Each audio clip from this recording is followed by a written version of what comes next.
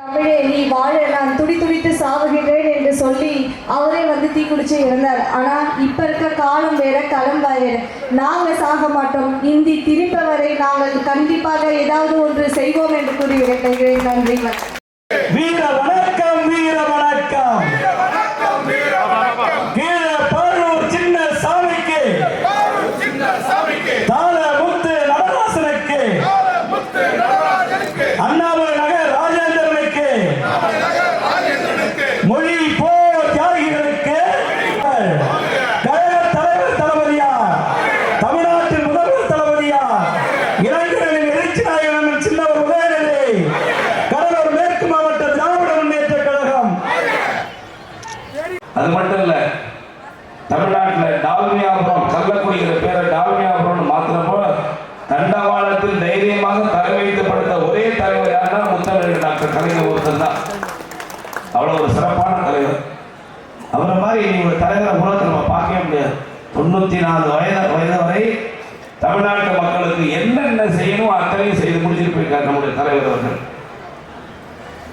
அது மட்டும் இல்லை, இப்ப பாத்தீங்கன்னா டெல்லியில் இப்ப சட்டமன்ற தேர்தல் நடக்க போகுது. அதுக்கு இப்பதான் மின்சாரம் இலவசமா வழங்கப்படும் சொல்லியிருக்காங்க. எப்போ தம்பி அமைதியாக 25 சொல்லியிருக்காங்க. ஆனால் நம்முடைய தலைவர் முத்தமிழ் டாக்டர் கலைஞர் அவர்கள் 1989ஆம் ஆண்டு 35 வருஷத்திற்கு முன்பாகவே உலகத்தில் யாரும் சொல்ல விவசாயிகளுக்கு இலவச மின்சார திட்டத்தை கொண்டு நிறைவேற்றிய தலைவர் டாக்டர் கலைஞர் அவர்கள்.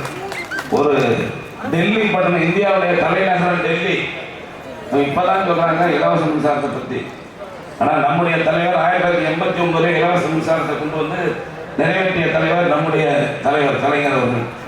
எனவேதான் அவருடைய மகனாக இருக்கின்ற நம்முடைய மாண்புமிகு தமிழ்நாட்டினுடைய முதலமைச்சர் 2016 தேர்தல் வந்துச்சு. அது நம்ம மனைவி, அது சாதாரண தியாகம். அந்த பெண்கள் 17 லிட்டர் பெட்ரோலை ஊத்திக்கிட்டு கொளுத்திக்கிட்டு நம்ம ஒரே ஒரு சின்ன காயம் பட்டாலே, நெருப்பு காயம் பட்டாலே ஐயோ அம்மான்னு கத்துவோம். ஆனா தமிழ் வாழ்கன்னு முழக்கமிட்டு அந்த தியாகத்துக்கு தலை வணங்கி பேசுனா யாரு மக்கள் வந்து எதிர்ப்பு சொல்லுவாங்க, நம்ம எப்படி நிக்கலாம். இப்போ புது கட்சி ஆரம்பிச்ச பின்னால இவன் காணாமே போயிட்டான்.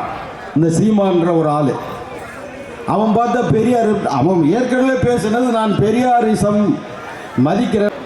இடம்பெற்று திராவிட முன்னேற்ற கழகத்தினுடைய லட்சிய இருவண்ண கொடியை கையிலே ஏந்தி வாழ்க டாக்டர் கலைஞர் புகழ், வெல்க அண்ணன் தளபதியார், வளர்க அண்ணன் உதயநிதி ஸ்டாலின் என்று சொல்லி அல்லும் பகலும் அயராமல் உழைத்து வருகிற என்னரும் நண்பர்களே, காலையில் நான் வந்ததில் கலைஞர் அவர்கள் எதிர்கட்சியாக இருந்தாலும் ஆளுங்கட்சியாக இருந்தாலும், எப்படி ராமன் காட்டிலே இருந்தாலும் நாட்டிலே இருந்தாலும் கதை அவனே சுற்றி வருவது போல முத்தமிழர் டாக்டர் கலைஞர் அவர்கள், பேரறிஞர் அண்ணா அவர்கள் மறைந்த தினத்திலிருந்து இந்த இருவண்ண லட்சிய கொடியை கையிலே ஏந்தி தேடி வந்த இந்தி பெண்ணை தேல் நீ நாடி வந்த கோழையுள்ள நாடு இதுவல்ல என்று சொல்லி தமிழ் கொடி ஏந்தி தன்னுடைய 95 வரை இறுதி நாள் வரை தமிழ்நாட்டு மக்களோடும் மக்களுடைய வாழ்வியலோடும் அவர் இடம்பெறாத செய்திகளே இல்லை என்கிற செலவில் நித்தம் உழைத்து இந்த இயக்கத்தை காப்பாற்றியவர் முத்தமிழர் பழனிசாமி. ஒரு வாரம் ட்ரெண்ட்.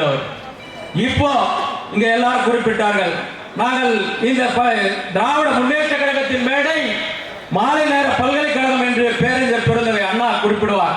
ஆகவே என் நாடு துடித்தாலும் என் உள்ளம் துடித்தாலும் அடக்கி கொண்டு சொல்லுகிறேன், அந்த கேடுகட்ட நாதாரிகள் எங்கள் மண்ணின் மைந்தர் கழகத்தினுடைய பொதுச் செயலாளரிடம் சென்ற வாரம் ஒரு பத்திரிகையாளர் கேட்கிறார், மூத்த பத்திரிகையாளர் எங்கள் வேலூரிலே, இந்த மாதிரி ஒருத்தன் இந்த மாதிரி தந்தை பெரியாரை இப்படி இழிபிரிவையாக பேசிக் கொண்டிருக்கிறானே என்று சொன்னார். ஒரே வழியில பதில் சொன்னார் அவர். அந்த பதில் அவனுக்கு செருப்பால் அடித்தது போல இருந்திருக்கும். அவன் நல்ல பானமுள்ள ரோசமுள்ளவனாக இருந்தான்.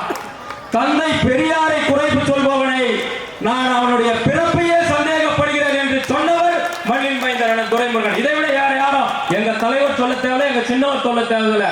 ஒரே செருப்பு ஒரே அடி, அவ்வளவுதான் அவனுக்கு. இப்படி திராவிட முன்னேற்ற கழகம் தமிழ்நாட்டுக்காக, தமிழ் மொழிக்காக, இனத்திற்காக அரும்பாடுபட்டுக் கொண்டிருக்கிற இயக்கம். இங்கே அமர்ந்து கொண்டிருக்கிறார்களே, திருச்சி ரயிலடியிலே பெட்ரோலை தன் தலையிலே ஊற்றிக்கொண்டு இதோ அமர்ந்து கொண்டிருக்கிறார் இந்த தாய், வணக்கத்திற்கும் போற்றுதலுக்குரிய தாய். இந்த தாய்க்கு திராவிட செல்வி என்று பெயர் வைத்துவிட்டு திருச்சி ரயிலடியிலே கீழப்பழவூர் சின்னசாமி தன் தேக்கு மர தேகத்திற்கு பெட்ரோலை ஊற்றிக்கொண்டு தமிழ் வாழ்க இந்தி ஒழிக, தமிழ் வாழ்க இந்தி ஒழிக என்று முழக்கமிட்டு மறைந்தாரே, அவரை விட்டு சென்ற அந்த குடும்பம், அந்த தாய், அவருடைய மனைவி இங்கே வீற்றிருக்கிறார். என் உள்ளமெல்லாம் குதிக்கிறது. எத்தனை பேரை இழந்திருக்கிறோம். தமிழ்நாட்டிற்கும் தமிழ் மண்ணிற்கும் இந்த மொழிக்கும் கலாச்சாரத்தையும் பாதுகாத்திட அப்படி இந்த மொழி என்ன விசேடம் இருக்கிறது? பல பேர் வினவலாம். இந்த மொழி தான் இந்தியாவின் மூத்த அவர்களே, இந்த நிகழ்ச்சியிலே முழுப்போர் தியாகிகளுக்கு வீர வணக்கத்தை செலுத்த வருகை தந்திருக்கிற தலைமை கழகத்துறை பேச்சாளர்கள் சோம செந்தமிழ்செல்வன் அவர்களே, ரமேஷ் அவர்களே, நெய்வேலி சட்டமன்ற உறுப்பினர் அருமையன் 200 200 என்று கேட்டிருக்கிறார்கள் நம்முடைய தளபதி அவர்கள். 200